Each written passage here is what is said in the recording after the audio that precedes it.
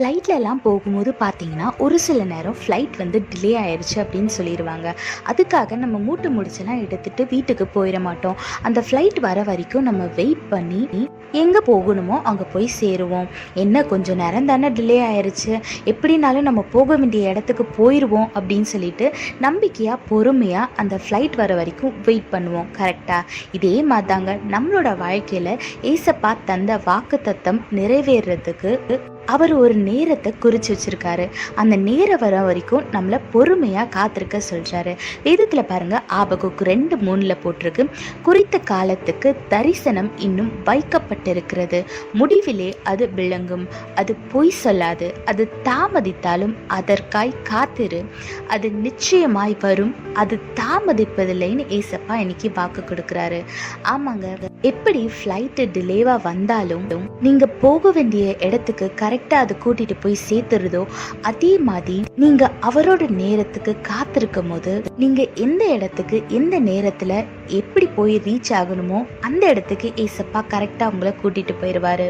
அவர் பொய் சொல்ற தேவன் இல்ல, அவர் பொய் சொல்ல மாட்டார். அவர் சொன்னா நிச்சயமா நடக்கும், அது தாமதிப்பதில்லைன்னு சொல்லியிருக்காரு. அதனால அவர் உங்களுக்கு கொடுத்த வாக்குத்தத்தங்கள் வர நாட்கள்ல சீக்கிரமா நிறைவேற போது நீங்க அவரை துதிக்க போறீங்க. அதனால அவருக்குள்ள சந்தோஷமா இருங்க, ஆசீர்வாதமான வாழ்க்கையை வாழுங்க. கர்த்தர் உங்களோடு கூட இருந்து உங்களை ஆசீர்வதித்து பாதுகாத்து வழி நடத்துவாராக. ஆமென். When your flight get delays, you will not take your luggages and go back to your home.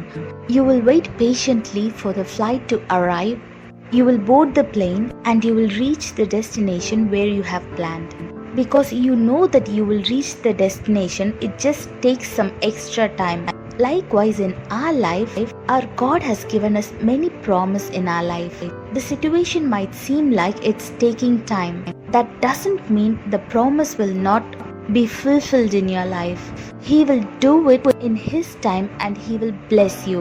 Look what the Bible says in Habakkuk chapter 2 verse 3. This vision is for a future time. It describes the end and it will be fulfilled. If it seems slow in coming, wait patiently, for it will surely take place. It will not be delayed.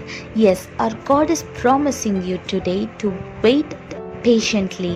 It might seem like it's slow in coming, but our God is asking you to wait patiently because it will not delay anymore. So you're going to receive all the promises, all the blessings in the upcoming days.